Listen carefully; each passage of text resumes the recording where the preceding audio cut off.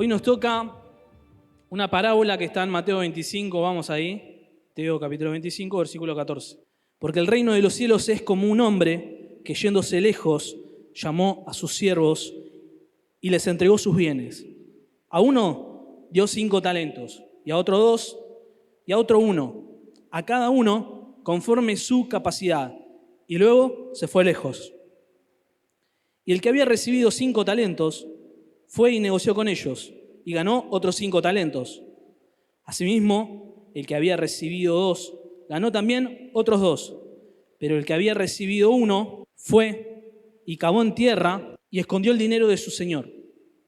Después de mucho tiempo, vino el señor de aquellos siervos y arregló cuentas con ellos.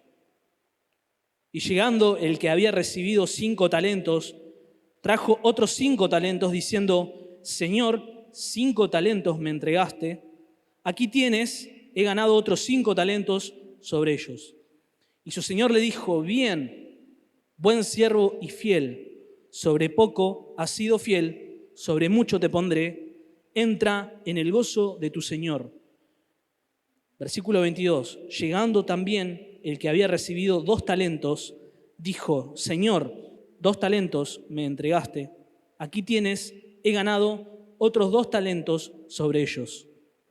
Su señor le dijo: bien, buen siervo y fiel, sobre poco has sido fiel, sobre mucho te pondré, entra en el gozo de tu señor.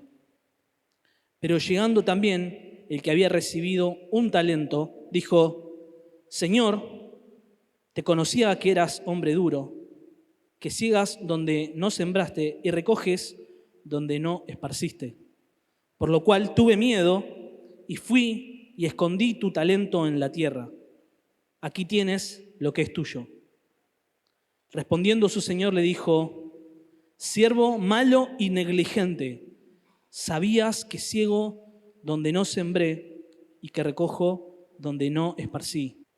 Versículo 27. Por tanto, debías haber dado mi dinero a los banqueros y al venir yo hubiera recibido lo que es mío con los intereses. Quitadle pues el talento y dadlo al que tiene 10 talentos, porque al que tiene le será dado y tendrá más, y al que no tiene, aún lo que tiene le será quitado. Y al siervo inútil echadle en las tinieblas de afuera. Allí será el lloro y el crujir de dientes. La parábola de los talentos se encuentra en el siguiente contexto. Antes de la parábola de los talentos está la parábola de las 10 vírgenes, ¿sí? Y en el contexto el Señor viene hablando de su venida y hace una advertencia de que esta venida no se sabe cuándo va a venir. Fíjense, versículo 13 del capítulo 25. Velad, pues, porque no sabéis el día ni la hora en el que el Hijo del Hombre ha de venir. Y yo pensaba en lo siguiente: bueno, el Señor va a venir, ¿está bien? No sabemos cuándo. Dice que este Señor se fue y no le dijo: vengo tal día, tal hora. No, se fue. Dice que después de un tiempo, después de mucho tiempo, volvió este Señor. Ahora, este uso de la palabra talento, yo escuché muchas predicaciones que hablan acerca de acerca de las habilidades. Pero está claro de que en este caso, ¿no? Está hablando de plata, ¿no? Dice que al último siervo le dice: hubieses dado mi dinero a los banqueros, ¿no? Y nos habla de esta idea, ¿no? En este pasaje, el principio de la mayordomía, ¿sí? Ya notaba acá, este señor le confía su dinero a los siervos para que sean productivos. A uno le da 5, a otro le da 2 y a otro le da 1. Y esta es la imagen de Dios que da sus dones y da de sus recursos a quien Él quiere y como Él quiere, ¿no? Pero lo da con un propósito. El propósito es que seamos productivos, de que seamos fructíferos. Y como decía, esto nos habla del principio de mayordomía. Un mayordomo en la antigüedad no era el dueño de la casa, sino era el que administraba los recursos de su amo. Administraba los recursos, si el amo tenía campos, administraba los campos, si tenía cabeza de ganado, administraba el ganado, administraba todo, administraba a los sirvientes y administraba las finanzas. Y este término está vinculado a la oikonomía. Oikonomía es una palabra que viene del latín, que es de donde viene la palabra en español economista y economía, que quiere decir las leyes de la casa y las reglas de la casa. Y antes de comenzar, quiero hacer dos aclaraciones. Y me encanta cómo arranca el versículo 14, porque el reino de los cielos es. Si se dan cuenta, en muchas de las parábolas, Jesús comienza diciendo esto. De hecho, en la parábola anterior dice, entonces el reino de los cielos será. Y esto tiene que quedar claro. En el reino de los cielos, en el reino de Dios, se cumple la justicia de Dios. Nada, absolutamente nada, sucede según tu parecer o mi parecer. En ese reino hay un juez que juzga y que dictamina lo que se debe hacer sin importar lo que a vos te parezca o lo que a mí me parezca. En el reino de Dios siempre, absolutamente siempre, se cumple la justicia de Dios. Y yo anotaba acá, las reglas de la casa, ¿sí? No la ponen los hijos. Es el padre el que agarra y dice, bueno, a tal hora tienen que estar todos dormidos, a tal hora vamos a comer, a tal hora vamos a hacer esto, tal día vamos a hacer esto. Si los hijos ponen las reglas, la casa está pata para arriba, no es así. Y en el reino de Dios, las reglas las pone Dios. En el reino de Dios, la justicia de Dios siempre se cumple. Lo segundo, el versículo 15 dice, a uno dio 5 talentos, a otro 2 y a otro 1, a cada uno conforme a su capacidad. Y lo segundo que tenemos que tener en cuenta es que dice que el amo dio 5 talentos y a otros 2 y a otros 1, a cada uno conforme a su capacidad.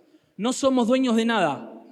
Todo, yo notaba acá, todo hemos recibido por gracia. Somos administradores de los recursos que Dios ha puesto en nuestras manos, y todo lo que tenemos, incluyendo nuestras habilidades y nuestros talentos y nuestras destrezas, son dones de Dios y estamos llamados a ser mayordomos de todo lo que recibimos de la mano de Dios.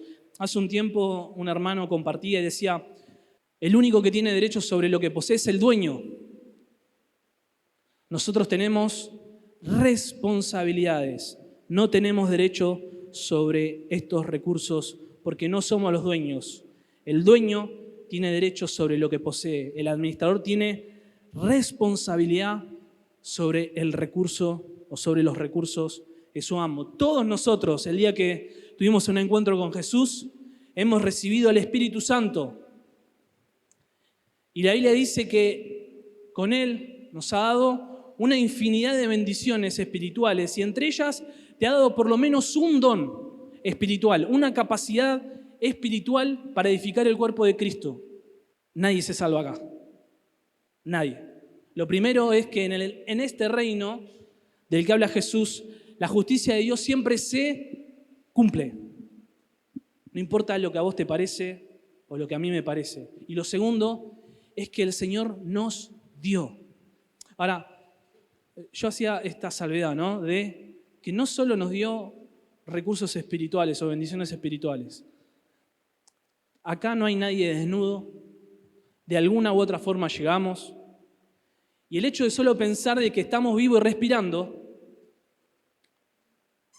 es la gracia de Dios. Ahora yo pensaba, y quiero volver a esto de que somos responsables y Dios nos ha hecho un llamado en su palabra a ser productivos. No tenemos que perder de vista el contexto. El Señor viene pronto, amén. El Señor viene pronto, amén. Amén. Yo muchas veces en casa estoy a veces sin pensar en nada, como tenemos la habilidad los hombres, y me viene este pensamiento, qué lindo que sería que venga el Señor. Lo he compartido varias veces.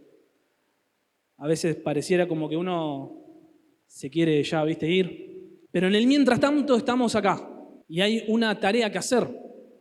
Y el Señor nos ha llamado a ser productivos. Quiero hacer otra salvedad. Cuando hablamos de productividad, quizás es muy recurrente este concepto de la economía, ¿no? De las finanzas. Y bueno, yo cuando estudiaba y leía, ¿no? Ser productivos es hacer mucho con menos y en poco tiempo, ¿no? Nosotros hemos sido llamados a la comunión, pero también hemos sido llamados a la productividad, a ser productivos.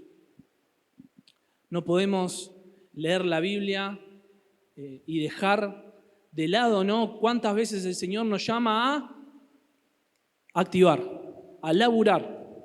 Dice, mi Padre trabaja y aún yo, ¿qué dice la Biblia? Trabajo, dice el Señor. Entonces, yo pensaba en compartir con ustedes 2 consejos para ser productivos. Es urgente, es muy importante entender esto. La Biblia dice que el Señor retarda su venida y esa es razón suficiente para entender la necesidad de ser productivos en este tiempo. Versículo 26. Respondiendo su Señor le dijo, siervo malo y negligente, ¿sabías que ciego donde no sembré y que recojo donde no esparcí? El primer consejo, yo anotaba ahí, es aprovechar la información. Dice el versículo 27, por tanto deberías haber dado mi dinero a los banqueros y al venir yo hubiera recibido todo lo que es mío con los intereses. Aprovechar la información. Yo escuchaba a un hermano que decía, contar con la información, ¿sí?, no garantiza que obtengamos resultados positivos. No garantiza, contar con información no garantiza resultados positivos. Y dame un ejemplo. Fumar es perjudicial para la salud. Sin embargo, hay gente que fuma, ¿no es cierto? ¿No es cierto? Nosotros contamos con esa información, fumar es perjudicial para la salud, pero sin embargo, mucha gente fuma. Ahora, contar con la información no nos garantiza resultados positivos siempre y cuando no actuemos en consecuencia. Fumar es perjudicial para la salud y vamos a ganar salud si dejamos de fumar, ¿no es cierto? Ahora, yo pensaba que cuando tenemos la información nos quedamos sin excusas, sin justificación. ¿Por qué? Porque sabías lo que había que hacer y no lo hiciste. El versículo dice, sabías que ciego donde no sembré y que recojo donde no esparcí. ¿Por qué actuaste de esa forma, no? ¿Por qué actuaste de esa forma? Si sabías que yo era duro, ¿no? Como dice, y que ciego donde no sembré y que recojo donde no esparcí, ¿por qué actuaste de esa forma? En este reino el Señor pretende que se cumpla su voluntad. Y para nosotros, la iglesia, la voluntad del Señor está escrita. Es su palabra. Y nosotros, los cristianos, solemos complicar mucho todo. Me acuerdo en mis años de juventud, luchaba mucho con esto de cuál es la voluntad de Dios para mi vida. ¿Cuál es la voluntad de Dios para mi vida? Y escuchaba mensajes de allá y leía el libro de acá y ¿cuál es la voluntad de Dios para mi vida? Yo anotaba algunas cosas. La voluntad de Dios, dice la palabra, es vuestra santificación. La voluntad de Dios es la familia. La voluntad de Dios es congregarse. La voluntad de Dios es someterse a la autoridad. Por ejemplo, Romanos 13:2 dice, de modo que en quien se opone la autoridad, a lo establecido por Dios, resiste. Dice, y los que se resisten y los que resisten acarrean condenación para sí mismos. Muchas veces no actuamos en consecuencia. Tenemos la palabra de Dios y no aprovechamos eso. Yo estudié 3 años en el Instituto Bíblico y, era un alumno, del montón. No era, cuánto estudiaba yo, ¿no? Pero sí salí con mucho conocimiento. Mucho conocimiento que no tuvo curso de acción. Mucha información que no generó cambios, que no generó consecuencias positivas, porque no actué en consecuencia. Muchas veces yo leía este versículo, muchas veces tomamos con liviandad la palabra de la autoridad, ¿no? Vos que sos hijo, cuando tu papá te dice algo, vos decís, la Biblia dice que a Dios se resiste. El que resiste a la autoridad, a Dios se resiste. Y acarrea condenación para sí mismo.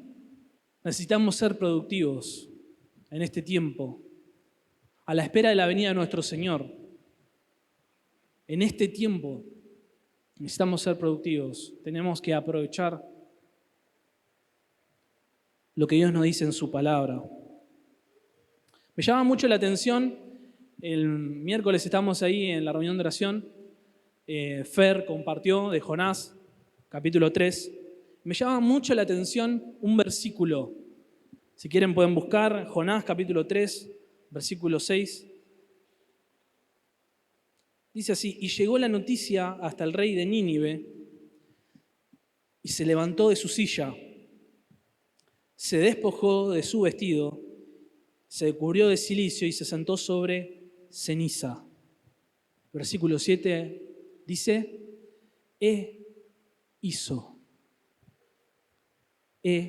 hizo proclamar y anunciar en Nínive por mandato del rey y de sus grandes, diciendo: hombre y animales, bueyes y ovejas, no gusten cosa alguna, no se les dé alimento, ni beban agua, sino cúbranse de cilicio hombres y animales, y clamen a Dios fuertemente, y conviértase cada uno de su mal camino, de la rapiña que hay en sus manos. ¿Qué hubiese pasado si llegaba la información al rey y el rey se lamentaba, decía: estamos al horno? ¿Qué hubiese pasado si el rey hubiese dicho: estamos al horno? Pobrecito yo, pobrecito, me rasgo. El versículo clave es el versículo 7, dice: hizo. Necesitamos actuar en consecuencia. Yo recién decía, tenemos que entender la urgencia del tiempo en el que vivimos. ¿Qué estás haciendo a la espera de nuestro Señor? Necesitamos ser productivos. Tenemos que aprovechar la información. Tenemos que aprovechar la información y actuar en consecuencia. El segundo consejo, yo anotaba acá: no entierres tu talento. El versículo 25 dice: por lo cual tuve miedo y fui y escondí tu talento en la tierra. Aquí tienes lo que es tuyo. Yo pensaba, ¿cómo enterramos lo que Dios nos dio? ¿No? Pensaba, hay personas que Dios le ha dado mucho, recursos materiales, ¿no? Pensando en eso puntualmente. Autos, dinero, posición de influencia. ¿Cómo enterramos lo que Dios nos dio? Dios te ha dado un talento, Dios te ha dado un don espiritual para edificar el cuerpo de Cristo, para que este reino siga creciendo. Y una de las cosas que yo anotaba acá era que muchas veces preferimos la comodidad en vez del desarrollo. Ahora, fíjate esta imagen. Dice que al que le dio un talento, ¿sí? Le dio un talento. ¿Saben qué hizo? El amo se dio vuelta, salió por la puerta, dice que fue al fondo de la casa, hizo un pocito ahí y enterró el talento. Y lo dejó ahí. ¿Saben qué hizo el que recibió un talento? Este amo perezoso. ¿Saben qué hizo todo el tiempo que su amo se fue de viaje? hizo la plancha. No hizo nada. Dejó el talento ahí, enterrado, y cuando vino, tomá, Señor, esto es lo que es tuyo. Pensaba en Jeremías ahí capítulo 20. Jeremías, el profeta de Dios, él tenía algo muy especial de parte de Dios.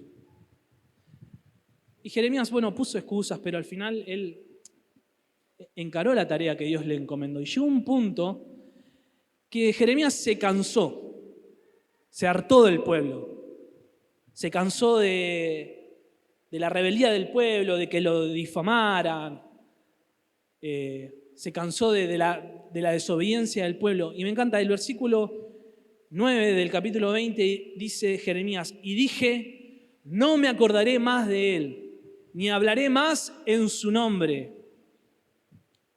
Eso dijo un profeta de Dios, Se pudrió, se cansó. Dijo, hasta acá llegué, basta.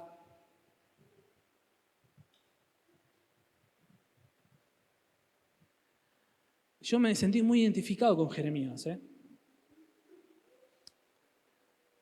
A veces uno privilegia la comodidad por sobre desarrollar eso que Dios te dio. Dios te dio un don para bendecir a la iglesia. Dios me dio un don a mí para bendecir a la iglesia. ¿Sabés qué requiere que vos puedas ser de bendición a la iglesia? Que salgas de tu zona de confort y que te pongas a desarrollar eso que Dios te dio. Quizás Dios te dio un oficio. Yo le escribí a Horacio, en la semana estuvieron en la casa de Daniel Ubel, ahí en la construcción. Yo le tiré un mensaje como a ver cómo venía. Esta fue la respuesta de Horacio. Estuve a punto de hacerle un print y mostrarlo, porque muchos no van a creer. Sí, ya está listo. Eso fue todo lo que... Yo, cuando leí, dije, ya lo terminaron. O sea que muchas veces incomoda ser productivo con lo que Dios te dio. Y es mucho más cómodo enterrarlo. Ahora, vos fijate, yo pensaba en lo siguiente. Dios le había dado algo especial a Jeremías. ¿Cuántas veces preferimos la comodidad y enterramos lo que Dios nos dio? Ahora, el versículo 15, el 16, dice algo que me encantó. Dice, y el que había recibido 5 talentos, que dice, fue y negoció. Dice que fue y negoció con ellos. Negoció. Es una palabra que viene del latín negotium, que quiere decir negar el ocio. Neg, no, otium, ocio, no, ocio. ¿Cuántas veces preferimos, ¿sí?, la comodidad en vez de desarrollar, de poner a trabajar ese talento que Dios te dio, esa habilidad, ese don espiritual, esa profesión, el auto, tu casa, tu tiempo?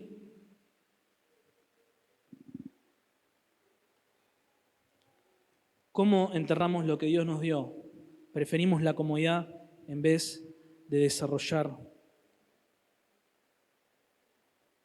lo que Dios nos ha entregado en su gracia. Y lo segundo que anotaba acá, de cómo podemos enterrar lo que Dios nos dio, es que nos llenamos de excusas. Somos los mejores. ¿Cómo sería? Iba a decir excusado, pero aplica, ¿no? Bueno, somos los mejores justificando las cosas. Yo me acuerdo, un año de la secundaria no fue el mejor, falté un montón. Y claro, llegó mitad de año y estaba al horno con la falta.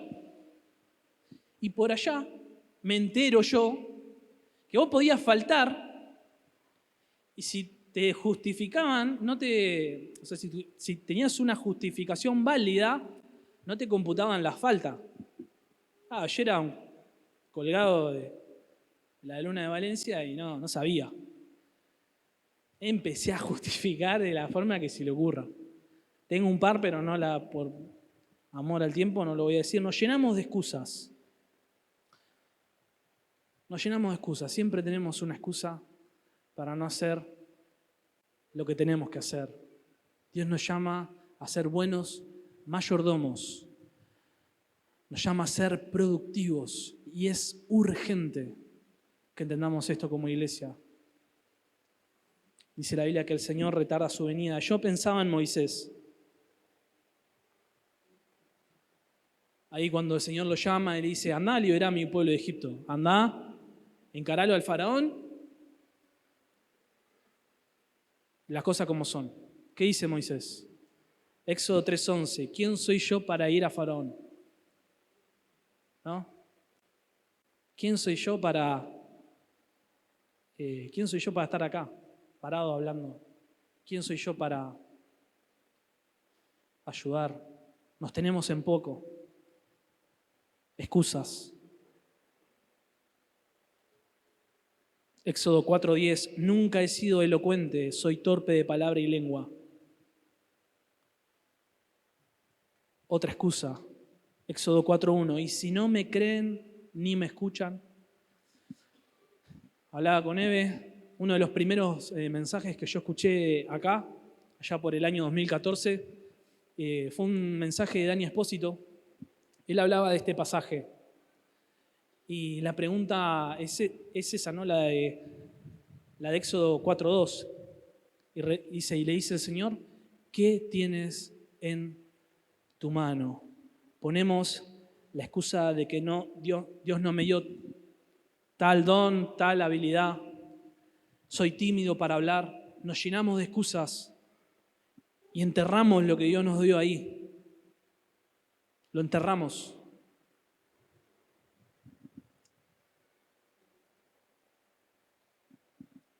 Eve, cuando estaba en el Instituto Bíblico, servía en un ministerio que se llamaba Show Infantil.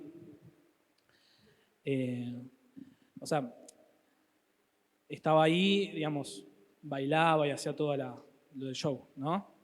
Es una mujer hermosa y súper talentosa, mi esposa. Pero los que la conocemos sabemos que no se le da lo social mucho. ¿Viste? Como que ha crecido mucho en eso, tiene que seguir creciendo, ha crecido mucho, pero imagínense en aquella época. Y bueno, en aquel tiempo eso, era una barrera para acercarse a la gente y hablar del Señor. Por eso, el estar en ese lugar, en el show infantil, era como poner ese talento en el banco, ¿viste? Y generar intereses en lo eterno. El lugar, la actividad a veces te obliga a estar en situaciones donde ella tenía que hablar con las personas del Señor, ¿no es cierto? Hoy decíamos que cuando tenemos la información, no tenemos justificación alguna, se caen todas las excusas. ¿Por qué? Porque sabés lo que tenés que hacer y no lo haces. Pero muchas veces la excusa es recurrente y viene a la vida. Escuchame una cosa, tenés que buscar la manera, aunque sea, como decía el Señor acá de la parábola, la manera, aunque sea de lo que Dios te dio, ponerlo a generar intereses. Es urgente en este tiempo ser buenos mayordomos de lo que el Señor nos ha dado. ¿Cuál es tu excusa? El Señor nos ha dado algún talento que tiene que atender la necesidad de su justicia. El Señor está retardando la venida para que todos sean salvos. ¿Qué estamos haciendo mientras el Señor aún no vuelve por su iglesia? Cada cristiano, cada hijo de Dios tiene que participar en la misión de la iglesia. Quizás no seas un evangelista, o sea, quizás no tengas ese don en particular, pero con lo que Dios te dio, tenés la responsabilidad de que el evangelio se lleve a cabo. Yo tengo la responsabilidad con lo que Dios me dio de que el evangelio se lleve a cabo, de que las personas escuchen de Jesús. Vamos a orar, quiero que cierres tus ojos ahí.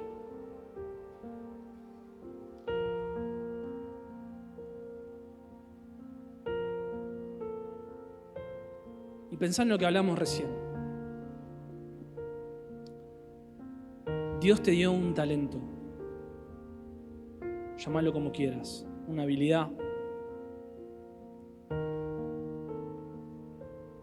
alguna especie de oficio, destreza. Quizás sos muy bueno haciendo algo, quizás tenés mucho dinero, quizás tenés una posición de gran influencia, no lo sé. ¿Qué estás haciendo con eso?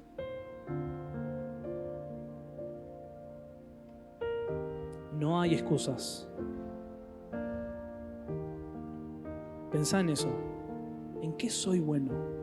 ¿Qué me diste, Señor? ¿Qué me diste? ¿No sabés cuál es tu don? Haciendo nada no lo vas a saber. Necesitamos entender la urgencia de empezar a producir con lo que el Señor nos ha entregado por su gracia. Y pedirle al Señor ahí, Señor, derriba las excusas. Yo quiero llegar a tu presencia y escuchar: bien, buen siervo y fiel. Quiero disfrutar de tu gozo. Quiero ser parte de ver vidas transformadas. Pedíselo.